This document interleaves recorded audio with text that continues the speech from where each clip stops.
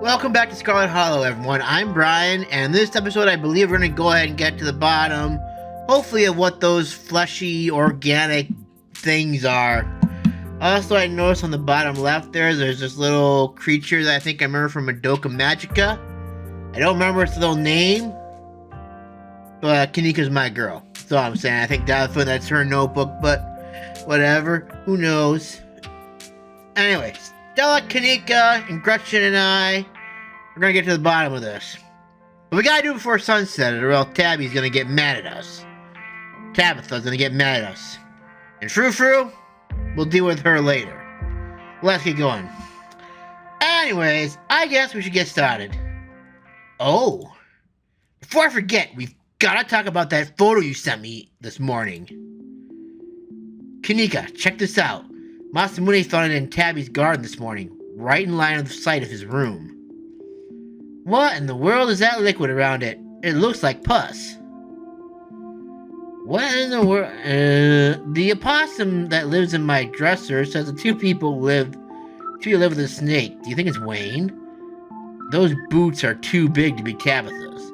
I can't say I'm thrilled with the thought of someone watching my room. I don't know if there's a connection to what happened in the woods, but it felt worse texting Stella about it. What do you think they're gonna say if I'd say the opossum that lives in my dresser says that two people live in the estate? I'm going with it. The opossum that lives in my dresser says that two people live at the estate. I thought he might not have realized that. Okay.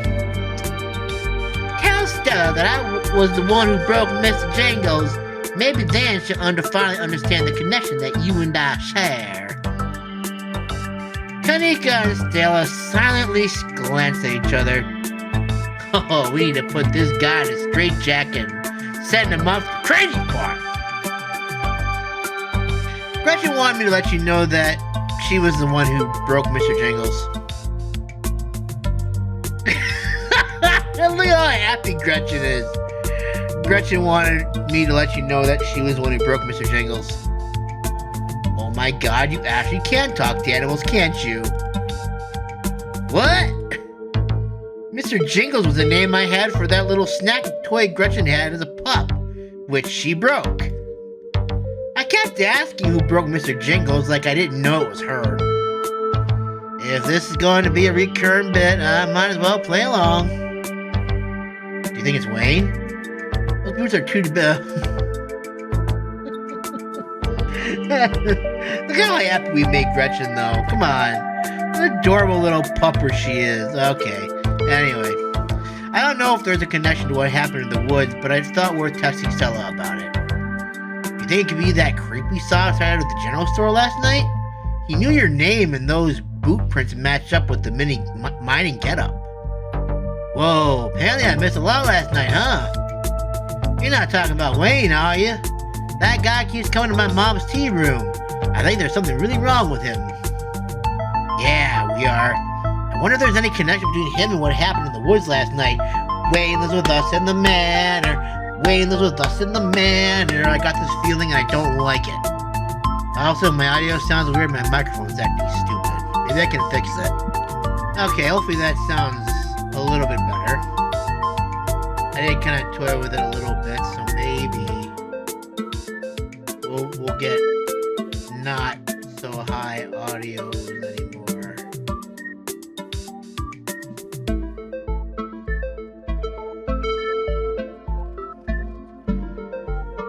Alright, let's give this a try. Alright, anyway, we're rolling with it now. Hopefully I've reduced the volume enough so that way it doesn't sound too bad, but I'll have to see if I can retune it after this video. Anyways. Yeah, we are. I wonder if there's any connection between him and what happened in the woods last night. Like what? I mean, I don't have anything specific, but we do have that whole prophecy of impending doom angle to explore, and this photo is weird. I can't stop thinking about those splatters on the ground. If this whoever left those prints is sick, maybe it's from the creatures you encountered. Hey there, strangers. And literal stranger. Introduce yourself. I am Masamune, Tabitha's cousin. I'm in town for the funeral. Oh, I should have known you were Scarlet. You look so much like Vivian. Not that I knew her very well. I was still a little kid when she left. But that Scarlet resemblance, it's, strong. I'm Oscar Gutierrez, chief librarian and only librarian. Oscar's amazing. He probably built this library from scratch. Yeah, I'm a little jealous of what the kids around here get to grow up with. They don't know how good they have it. Back when I was in elementary school, all the library had was a couple shelves of boring books donated by old people. You know, they're too kind. Speaking of kids, have either of you seen Rosalina around town? I don't want to be a helicopter dad, but she has been answering my texts, and I wanted to make sure she isn't getting in any trouble out there. You know the crowd she hangs around with. They're good kids at heart. I'm sure they're just up at the old Maxwell place doing teen stuff. I know there were plenty of times in my day, but I'll be sure to keep my eyes peeled. The old Maxwell place. It's this great old abandoned spot. We used to hang out there when we were teens. I can't believe I used to be so reckless. Floors that were like Swiss cheese. Yeah, I really should have a talk with Rosalina when she gets home. I don't like the thought of teens getting up to mischief with all those dishing in the woods. I shouldn't have said that. I don't like the thought of teens getting dishing in the woods. Dishlings? That's actually why we came in today. You ever heard of them? They're cryptid. Saying one's supposed to mean disasters around the corner doesn't ring a bell. Dang, worth a shot. Okay, if you were, say, trying to predict a horrible disaster that might befall our town, where would you start looking? I don't know. I think I gotta look in my toilet. Here's a pretty big disaster. It just falls in there every so often. Well, they say history repeats itself, so I'd probably try and figure out which sort of disaster this region typically falls prey to. Should I be worried about something? I don't know yet. I'll be right back. I'm gonna go grab some more books. Behave while I'm gone, Gretchen. Aw, you don't have to worry about her, Stella. You're such a good dog, aren't you, Gretchen? Here, have a biscuit, old gal. Well, ain't you the sweetest things on two legs? Gretchen inhales the soft biscuit drool leaking from her toothless mouth as she swallows it whole. Oh, look at how happy he made her. I'm pretty sure Stella's barking up the wrong tree, Oscar. I don't think you have to worry about any horrible calamity befalling the town. But she's right about the weird stuff. There's definitely something unusual going on out in those woods. I don't believe the woods are safe. Something that we can't get to the bottom. Whatever's out there in the woods has been brutalized, and look, we'll get out while you can. Something we can't get to the bottom of. I'm gonna try calling Rosalina again. I'm sure she's fine, really. Rosalina's a smart kid. She knows better than to go around getting into trouble, and we'll make sure to keep our eyes peeled. Thanks, Kanika. You're a great friend. And Masamune, if you were a 13-year-old girl with a black braid and glasses, would you let her know her dad is worried about her? Oscar anxiously wanders off, on hand. Stupid teenage brat. Go ahead. No more makeup for a whole year. Yeah, I'm really putting my foot down on that one. Yeah. Got him. Described a whole mess of local history books. Oh, great history books. Ugh, my worst subject. Stella sets a massive pile of books on the table and pulls up a chair. All right. This is going to be so much faster with the two of you here to help out. Gretchen looks so cute. Got our snacks, got our source documents. Let's get this research party started. Reading awaits. Flip through Veins of Scarlet, a history of the Scarlet Hollow coal mine. Forced into retirement at age 50 due to a war or injury from his time in the Indian Wars, Exacerbated by his short stint serving as a captain in the Confederacy, Silas Scarlet also lost his eldest two sons to the bloodiest of wars, leaving his third eldest son, Andrew Jackson Scarlet, to take charge of the mine. Under his leadership, the mine prospered, undoubtedly in part due to the growth of the railroad industry. Managed to evade the coal union for decades, making them one of the most profitable mines in the country. Andrew Scarlet built the surrounding town into what it is today, with expensive stone buildings, a bustling Main Street, and overseeing it all, the elegant Scarlet estate that was, until 1895, the largest and finest feat of architecture in the region. Culminating in the tragic collapse of 1918, it was found that Charles Shaw, the coal manager of the mine, had loosened security measures to increase production during World War I, resulting in a fatal collapse and the deaths of over 160 men and boys, some as young as teens. The casualties included Andrew Jackson Scarlet's son Theodore, his brother Enoch V Scarlet, who had taken over for their aging father during the bustle of the war, managed to pull the mine back from the brink of ruin, thereby saving the town. So this is how your family made its fortune. Silas Scarlet Soldier, Woodsman Leader. Silas Everett Scarlet was born to Colonel Everett J. Scarlet in 1818, one of 12 siblings. He grew up in eastern North Carolina during a tumultuous time in the state's history, and not much is known about his life before he joined the Army in 1836. He quickly rose through the ranks in part due to his father's connections, but also due to a particular ruthlessness, which is mercy upon ourselves, for which he received the nickname Bloody Silas Scarlet. The federal government granted the now Captain Silas a tract of bounty land in exchange for his services in the Indian War, and he settled into the hills of North Carolina in 1841. That land would become Scarlet Hollow.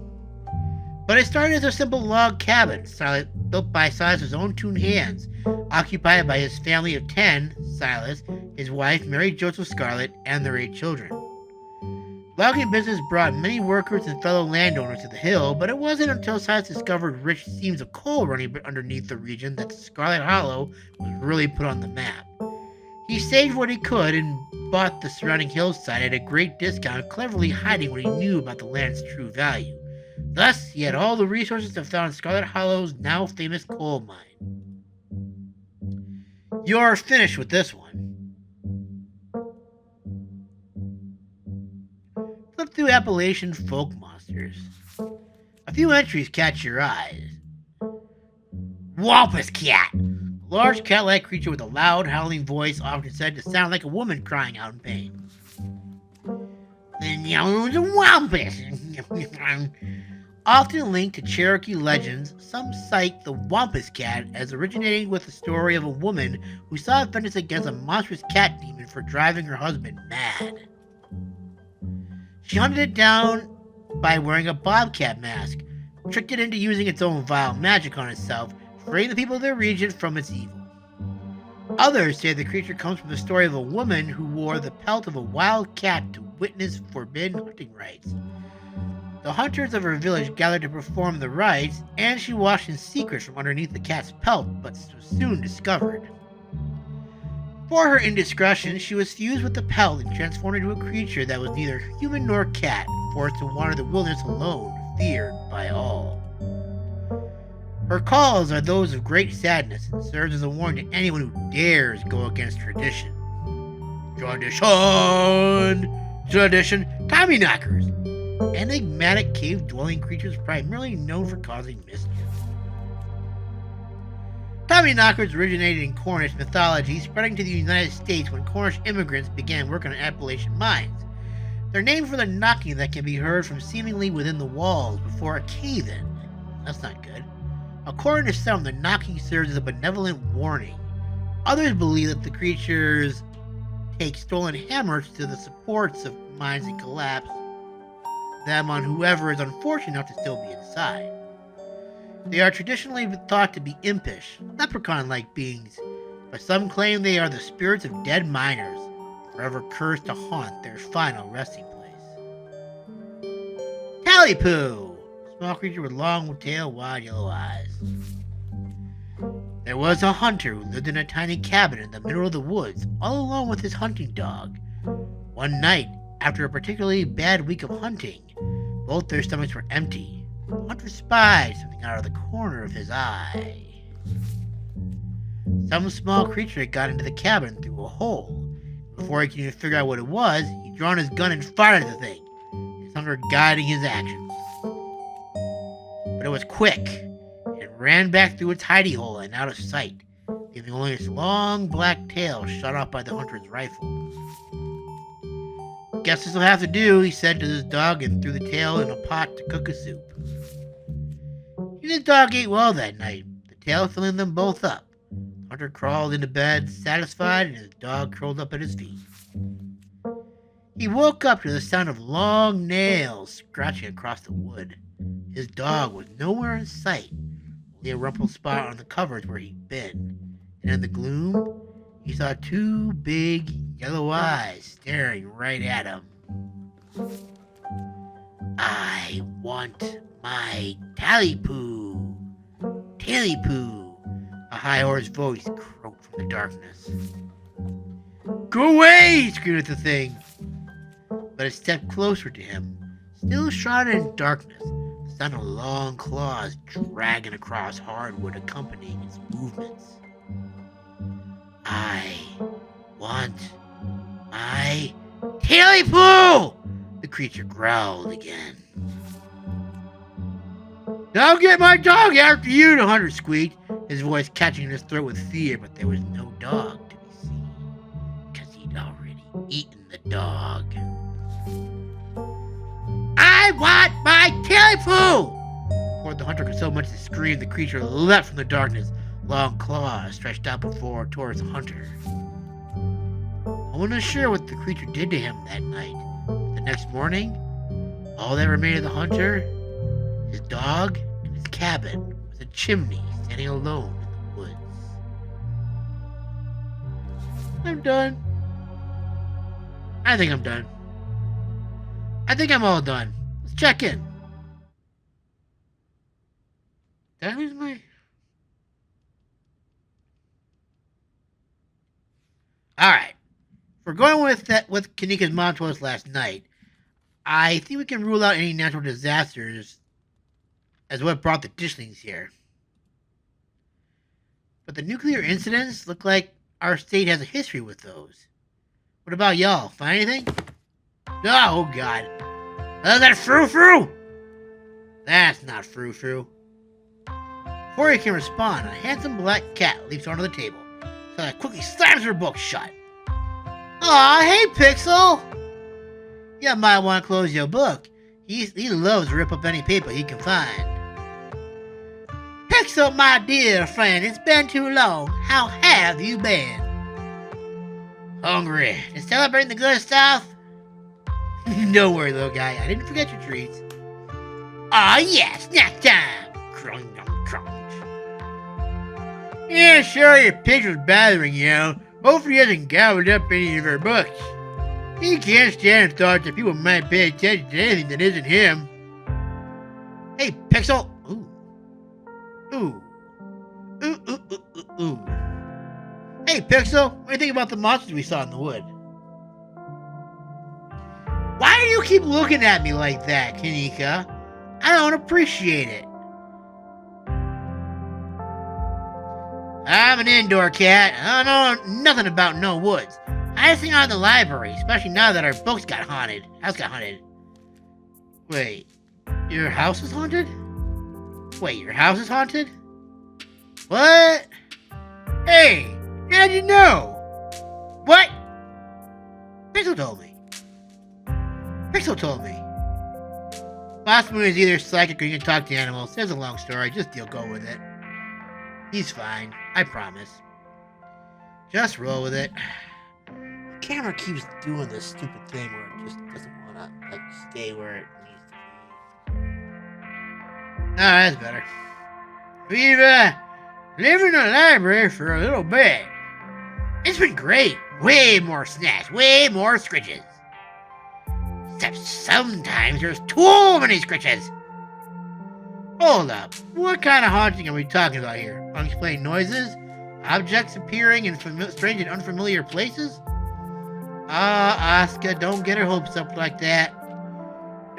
Nothing like that, sorry.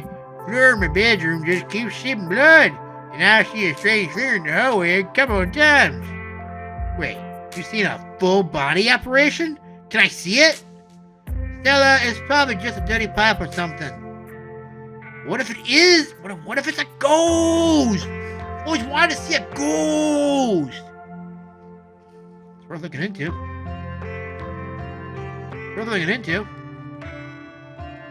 Yeah, the murder rep can check it out. Maybe tomorrow night. Yes, we'll be there. Yeah, that sounds like a fun way to spend an evening. Can't wait to get spooked by some creaky pops. Why do you let a paper shredder freely wander a library? Why do you let a paper shredder freely wander a library? Why don't you mind your own business? Yeah, have you seen this guy's little face? How could I say no to that? Leave Pixel be. You said to leave Pixel be. The cat curls up on the table, fast asleep. Alright, I better get back to shelving. Let me know if you all need anything. Any luck with Rosalina? You got any luck with Rosalina? Not yet. I knew a teen would be a handful, but I didn't think it happened overnight. Yeah, I probably had that once you're all done. Check in on her usual haunch. Stella, what was that you were saying about nuclear incidents? You were talking about Goldsboro thing, right? Yeah. Apparently, in the 60s, B-52 carrying a live warhead broke up midair and dropped a couple of bombs. Fascinating bit of history there. First of the two bombs landed up right after his parachute got caught in a tree. Thankfully, it didn't go off. At the time, the government claimed the bomb was unarmed, but it later came out that the only things preventing a detonation was a single electrical switch that failed to trigger on a descent. And 60 years later, the bomb still hasn't been recovered. I don't know how I feel about that. Right. This conventional explosive disintegrated in midair. Most of the nuclear material was made unrecoverable by flooding. If I remember correctly, they just buried it and sealed it up. I'm sorry, did you just say they buried it? Do y'all need something dug up? Because if so, I'm your gal. I think this sterling nuclear bomb is part of our skill set. If the bomb is somewhere else, why would there be so many dishlings here? Oh god, we're screwed. So, the nuke made the dishlings. Case closed. So we got it, folks. I don't think so. Goldsboro is almost 400 miles away from here. Look, you never know with radiation. We actually know quite a bit. It just melts you, doesn't make monsters. And a 60-year-old bomb isn't going to explode on its own hundreds of miles away and kill us here. Never know. There could always be a whole underground society of bomb-worshipping mutants just waiting to blow it up. I've missed this. Do you think there's a cult here? There's so much to explore! You know I'm gonna do it too, by the way, so let's just get it. You lean in quietly with... No. Whisper to Stella and Kanika. You guys think there's like a cult here?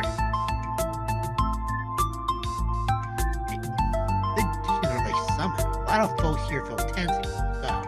Maybe the Disneys were actually nudists doing some sort of weird ritual. Maybe the Disneys were like summoned. A whole lot of folks.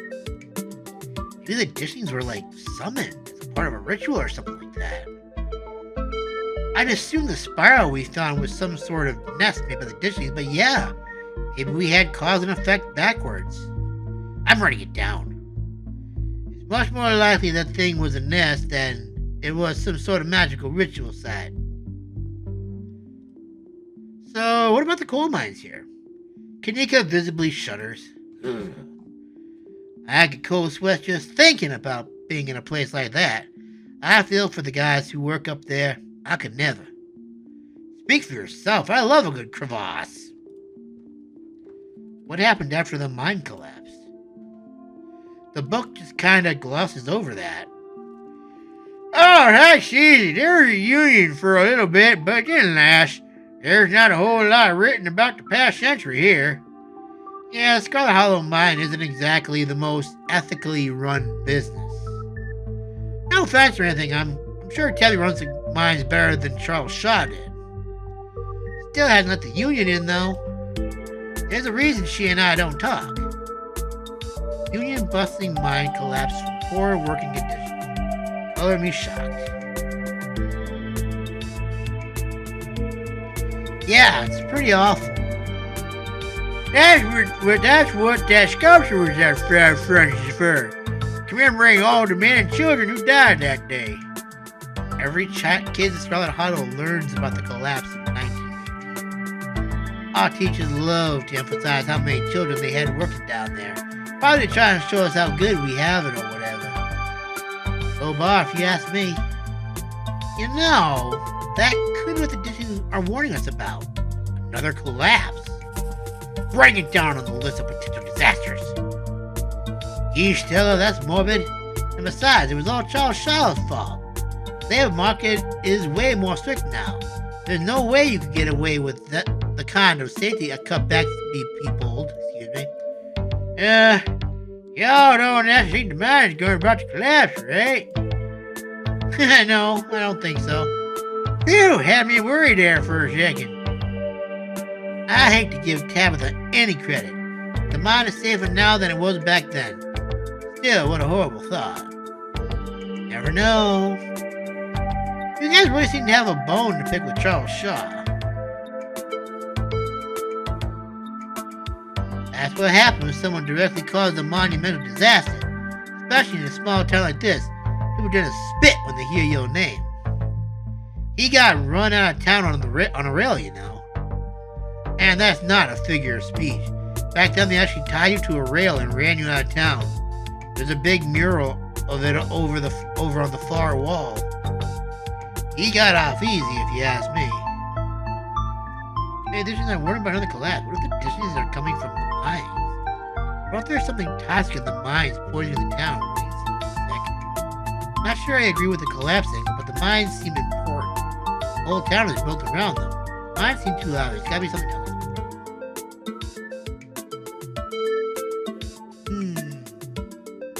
I kinda like this theory. Maybe they're coming, maybe there's some sort of turning to the action. Maybe there's something down there making people sick and changing them. Ooh. That wouldn't explain how many dishings we saw last night. Like, sure, occasionally a miner goes missing, but we saw dozens of the things. I mean, it's definitely not mutated miners, but what if there's some sort of parasite down there? Maybe it got into some animals and spread to the woods. And now that I think about it, Wayne's a miner. Maybe that ties him into all of this. I know it sounds ridiculous, but it's one of the more plausible explanations we've got so far. Talk about Scarlet. So, Scarlet. I'm guessing this episode is going to be about discovering information, apparently. Rich guy in the South? I should have known it wouldn't be pretty. I guess he was a product of a different time. Who knows what future generations will think when they look back on us. Yeesh. I figured old money from the South wouldn't be great, but he, sure did some things to get where he is, wasn't it? That book is a perfect example of why you should use multiple sources for your research instead of trusting the first thing you read on a subject. Yep, he was a monster. Mines made a lot of money during the Civil War, too. And you can probably guess which side of North Carolinian business owner would be working for. Sorry, you're related to him. You think the dishes are here for retribution? I get it. It must be one of those burial ground situations, right? Like in Poltergeist? It's kind of stuck in the past and built on atrocities. It's already practically collapsing in onto itself.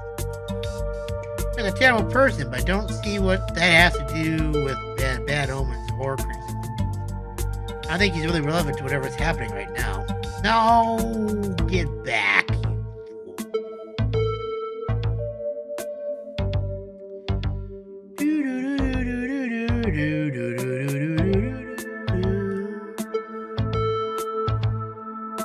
No offense, but maybe that's why the Dishlings are here.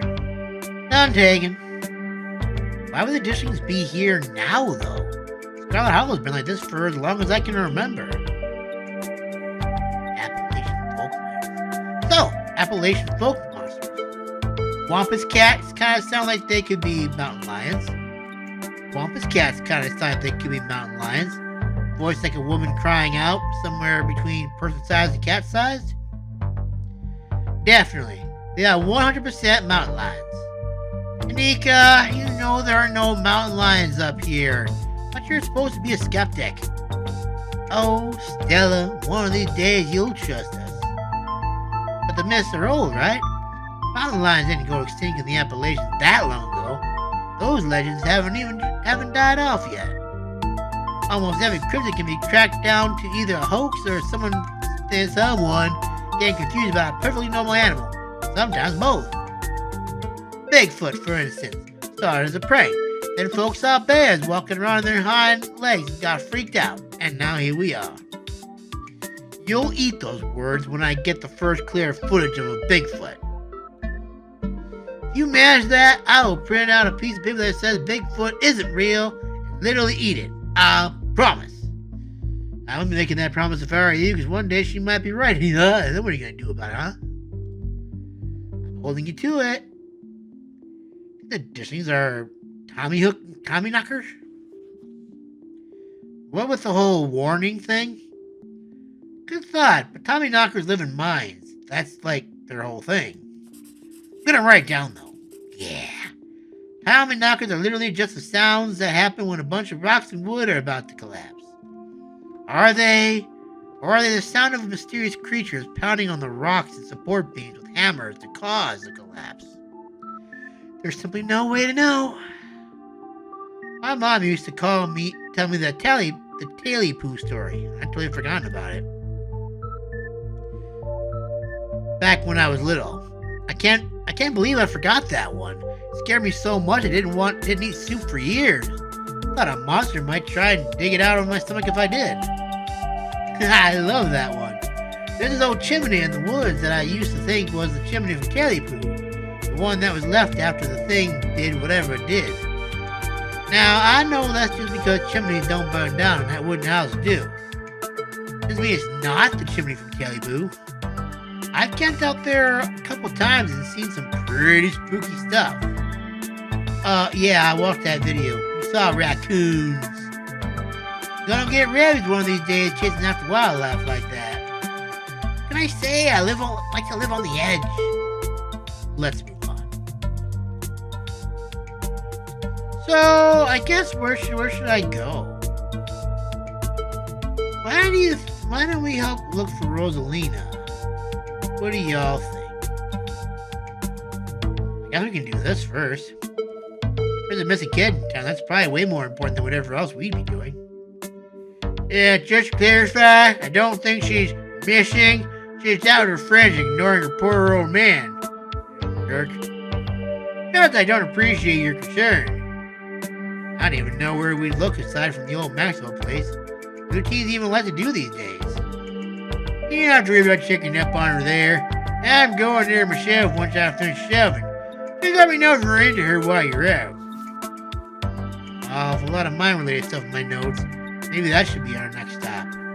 We can poke around, find out if anyone see anything weird. Just to clarify, you're suggesting we go question some of the miners, right? We are not poking around unprepared in the actual mines, right? I hope not. It'd be a big mistake on our part. I'm just saying, I don't think it's gonna end well if we did. Right? Yeah, totally, 100%. I would never. You don't even have a good reason to go down there. Good. Let's keep it that way. You know how I feel about mines. I promise, Deeks. We're just going to question some of the miners. And if that questioning gives us a good reason to poke around, say a cool abandoned coal mine, then we'll cross that bridge when we come to it. You can cross that bridge when we come to it. I am not going underground. I'm just messing with you. We'll stick to the surface. And hey, maybe we'll look out and run to Rosalina while we're looking around. Okay, good. And hopefully we can find out what's wrong with Wayne while we're at it. Maybe Tabitha can finally! The opportunity I've been looking for to get to know Tabitha. I'm sure Tabitha's going to love that we're snooping around.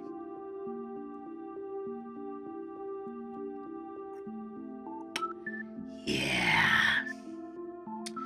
Alright, but let's try and stay under the rate. Awesome, let's roll! Maybe Tabitha. I like this. The opportunity I've been looking for to get to know Tabitha. I don't think she's going to be super jazzed to see any of us snooping around the mine, let alone bothering her while she's trying to run the place. She does get a little grumpy when she's at work. She gets grumpier at work.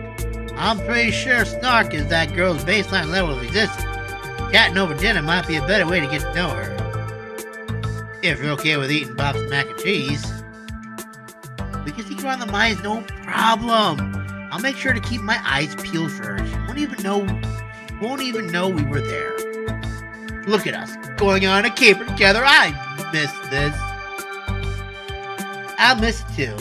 I mean, sure, it's not under the best circumstances, but when I've been so wrapped up in running the store, I didn't realize how much I missed being able to hang out with you. Though there is something missing. Reese. E-pieces. I really miss that dude.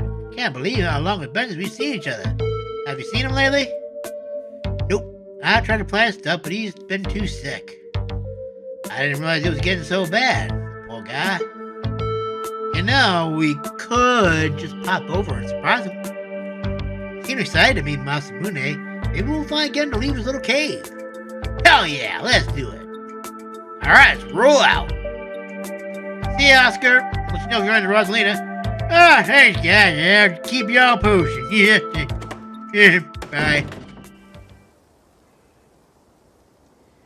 Reese PC's home stands at the edge of the forest wall, an isolated buffer cushioning the rest of the town from an unending wilderness. Reese, it's Stella. I brought some buddies too. Shh, not so loud. He's still sleeping. Can I help you with something? Go in the doorway stares directly into your eyes. Why are you looking at me for?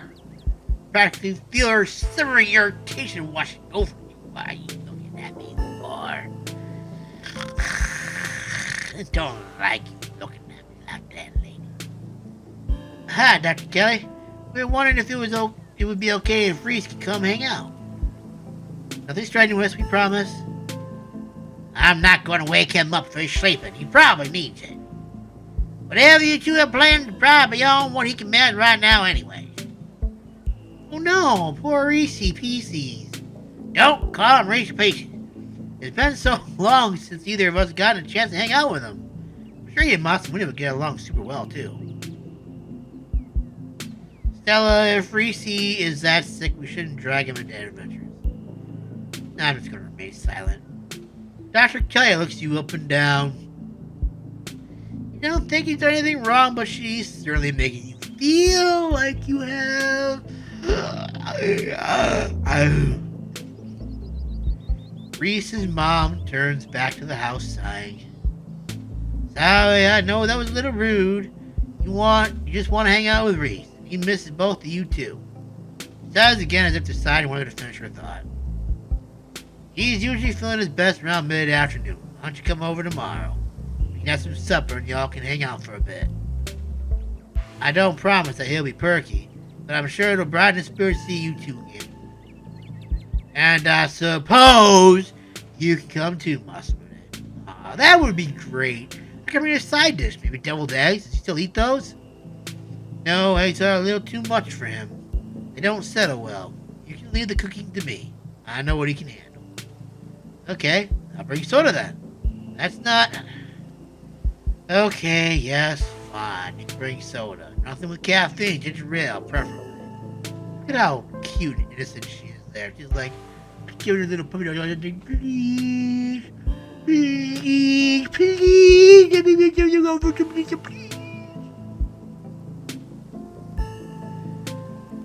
Would you say yes to a face like that?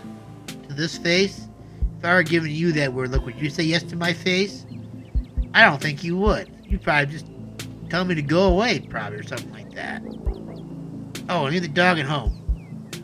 You might cheer him up. You know, they have those therapy dogs in the hospital. No dogs. Why, I'm never the absolute gall. Thanks so much, Dr. Kelly. We'll stop bothering you now. See you later.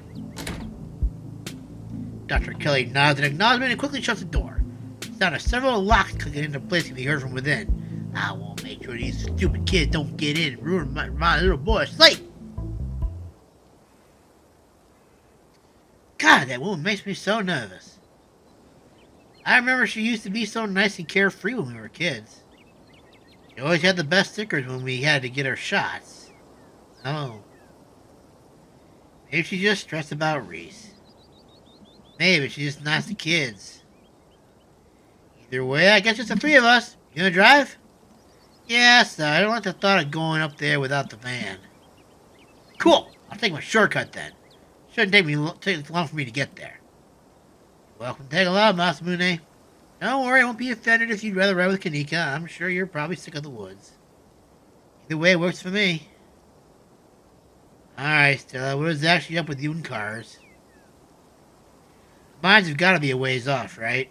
Don't worry about Masamune. There's a lot of junk in the back of my van. It gets a little tight with more than 2 people.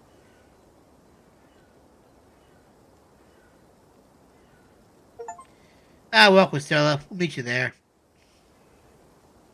Into the woods. Again.